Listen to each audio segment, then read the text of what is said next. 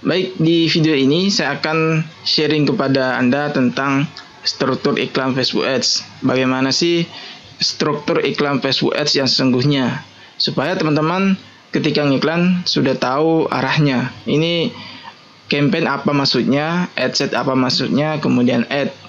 Jadi inilah struktur iklan Facebook Ads. Nanti teman-teman akan berhadapan langsung Ads Manager-nya atau dashboard-nya ketika ngiklan. Nah, ini saya berikan gambarannya dulu kepada teman-teman ya.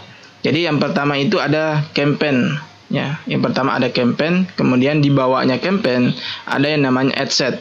Jadi di campaign ini ada beberapa objektif ya.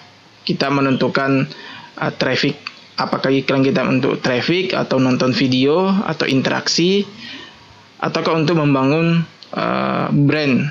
Jadi di bagian campaign ini untuk menentukan goal iklan kita ke depan.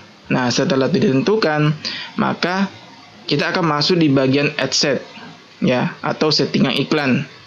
Nah, di sini kita setting targetingnya, audiensnya bagaimana, umurnya, jenis kelaminnya, lokasinya, kemudian budgetnya, targetingnya, placementnya.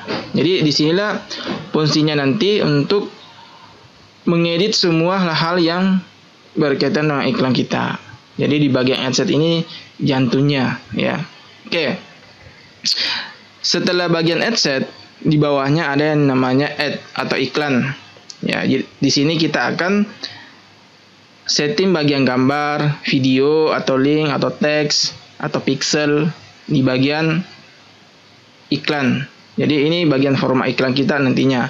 Jadi bagaimana menghubungkan fanspage kita dengan Ads Manager-nya ketika mau menjalankan iklan.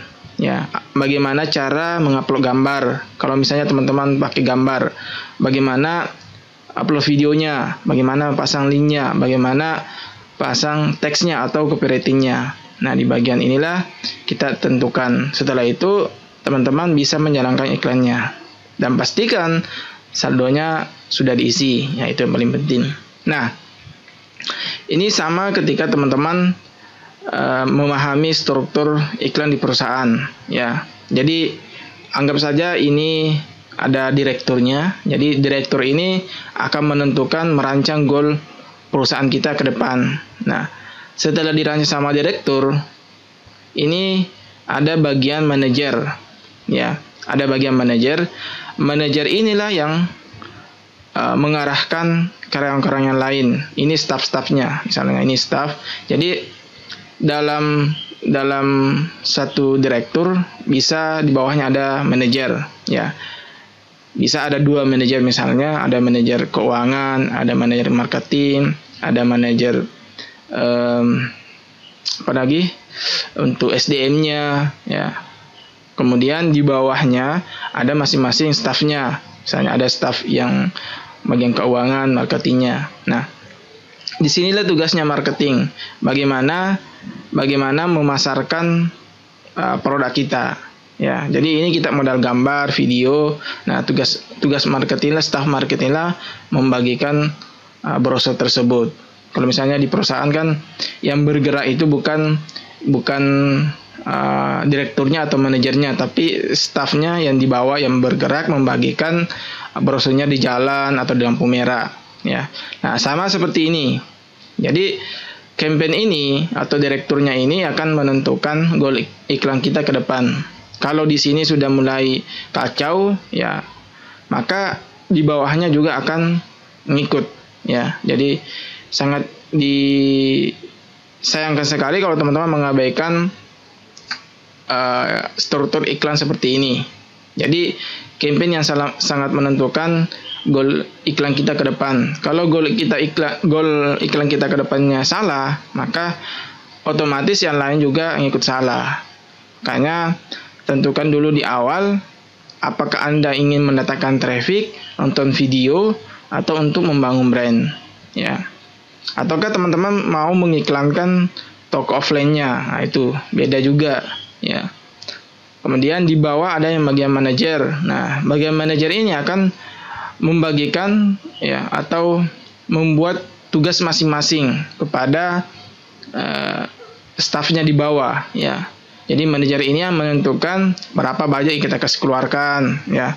Kapan kita action, siapa target market kita, ya. Di mana tempatnya, ya. Di mana tempatnya kita ngiklan, di mana kita bagi brosur, di lampu merah kah atau di mana kah, atau di pameran misalnya. Jadi manajer ini akan menentukan. Setelah menentukan, maka yang action itu adalah bagian staffnya di bawah. Oke. Nah, seperti itu caranya. Oke. Saya berikan gambaran lagi kepada teman-teman, ya. Dalam satu campaign kita bisa membuat 2 ad set. Jadi misalnya ini traffic. Kita bisa membuat beberapa ad set di dalamnya. Jadi bukan cuma 2, ini cuman saya berikan gambaran, ya. Bukan cuma 2, bisa 3 atau 4, tergantung dari teman-teman mau iklan bagaimana, ya. Ini misalnya kalau misalnya teman-teman testing, ya, iklan 1, iklan 2, iklan 3 sampai 5 bisa buat seperti ini.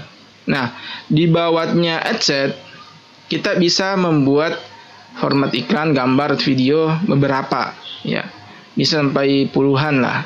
Jadi misalnya satu targeting ini, satu tempat, ya, satu budget kita mau bagi-bagi, ya, bagi-bagi beberapa tempat atau bagi-bagi iklan. Dalam satu iklan itu gambarnya beda, ya. Iklan yang kedua beda lagi gambarnya, iklan ketiga beda lagi. Ataukah teman-teman mau testing mana gambar yang paling bagus, mana copywriting yang bagus, itu yang dikembangkan. Nah, bisa testing seperti itu. Oke, makanya teman-teman kalau biasanya dapat iklan itu biasanya muncul beberapa iklan. Misalnya teman-teman sudah nonton video yang satu, biasanya tidak lama kemudian ada lagi iklan yang serupa, yang mirip. Itu hasil testingnya. Nah, namanya testing, kita mau lihat mana yang bagus, mana yang jelek. Nah, yang bagus kita kembangkan, kita lanjutkan, kemudian jelek kita buang. Memang perlu adanya yang testing, ya. Dengan testing ini kita bisa tahu iklan yang jelek yang mana, iklan yang berhasil yang mana, ya. Tapi pastinya teman-teman di awal butuh budget yang cukup untuk testing, karena dengan testing kita bisa mengeluarkan beberapa budget iklan. Misalnya iklan 1, testing 1 biaya iklannya 50.000, 2 50.000 lagi, itu sudah 100.000. Itu beda-beda. Nah, kalau sudah menjalankan 5 iklan, teman-teman tinggal kalikan saja, ya. Oke. Itu yang namanya struktur iklan Facebook Ads. Nanti soal praktiknya saya akan memperlihatkan langsung kepada teman-teman, terutama dari settingan audiensnya atau targetingnya berdasarkan umurnya, lokasinya, dan sebagainya. Kemudian saya akan mengajarkan juga bagaimana cara pasang gambar atau video, ya, tergantung dari iklan teman-teman nanti. Oke, untuk video ini cukup sekian, semoga bermanfaat.